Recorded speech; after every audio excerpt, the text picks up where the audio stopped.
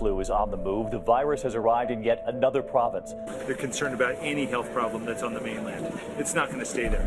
Showing the vaccine only thought to be 10% effective. Nationwide, there are already more than 41,000 cases confirmed. Every state in the country reporting widespread flu activity. As of this morning, 18 countries around the world have reported cases of the flu within their borders. Numbers out of Australia as of mid-October are concerning. If you get sick, stay home.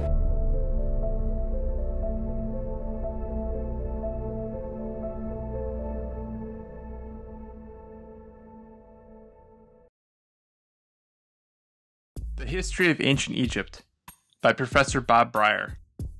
As I mentioned before in one of my other book reviews, I needed to brush up on my history, specifically my world history. I was a little lacking in that area, and since I have near endless hours in the truck and at work, trawling away constantly, I figured I'd try to go back as far as I can with these courses and or books and try to brush up on my history with the ultimate goal of getting to present day. And so then I was struck with the problem where to begin. With roughly 6,000 years of human history, I figured it was only fitting to start with Egypt. And of course, Audible has a great selection of courses, history courses specifically. This one I can't recommend more. It was outstanding. First of all, if I had teachers like Bob Brier in high school, I would have got outstanding grades.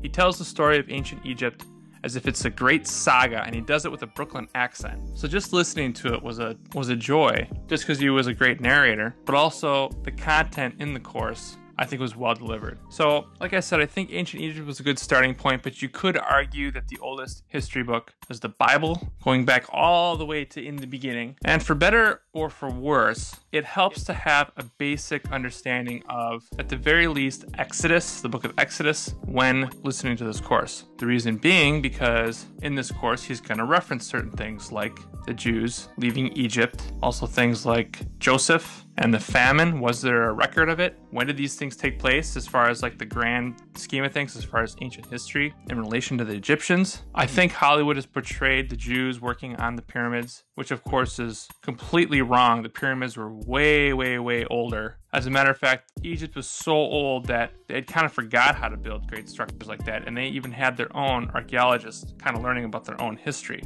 And of course, the narrator goes into all that. He tells it, he moves along the information in a way to where when you're done with it, you have a very clear timeline in your head on what things happened and when they happened. For example, the pyramids being built, the exile or the Jews being kicked out of Egypt, the rise of Egypt, the fall of Egypt, and then the second rise after they had their fall. I know it sounds weird, but they had two peaks in history, getting conquered by Persia, liberated by Greece, and then finally the relationship with Rome. Another thing that kind of came to mind while listening to this college course is it almost is like a cautionary tale. Egypt was on top of the world. There are parts in the Bible that reference Egypt as being kind of like this stronghold and people wanting to go to Egypt. And again, this isn't a Bible course, but when you're talking ancient Egypt, there's going to be references. That's unavoidable. My point is that they were basically on top of the world twice. A big world power. And yet their fall from power was so dramatic that people forgot how to read and write Egyptian. To learn about ancient Egypt, they had to relearn the language. And of course, Egypt still exists as a country, but it's nowhere near its former glory, nor has it been for obviously quite some time. Another thing I appreciated about this series was that over the course of all the different lectures, Bob Brier was able to take the individual pharaohs, and the details on the different pharaohs throughout the dynasties were so vivid that it was almost like every lecture was almost like its own little story, referencing different artifacts that were in museums like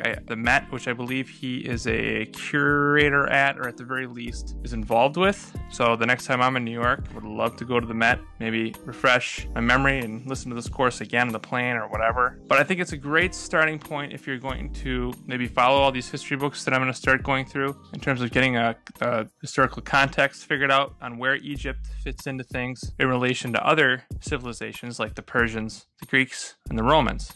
And of course, some of those civilizations overlapped. He does go into detail on how all that fits together. For example, where Cleopatra is on the rise and fall of Egypt, and basically how all that fits together. And on a side note, I know this is going to seem unrelated, but I started to grow redwoods. To make a long story short, I thought it'd be funny to get a bunch of these grown and then plant them randomly around town. So when I'm an old man, they're towering over every other tree in my neighborhood. Turns out they're really hard to grow, but I managed to grow little seedlings. They're about, you know, when they start off, they're like maybe a couple inches tall. And I think mine are about 6-8 inches tall now. But like, for example, the ones in California, when the ones in California were 6 inches tall, Egypt was about to be conquered by the Persians. That's how old those trees are and where it puts them in history. Just a funny little side note. And of course, next on my history series, I think I'm going to move over to the Persians. So there's going to be some overlap between this course and the next course, which is of course titled The Persian Empire, which is also a great course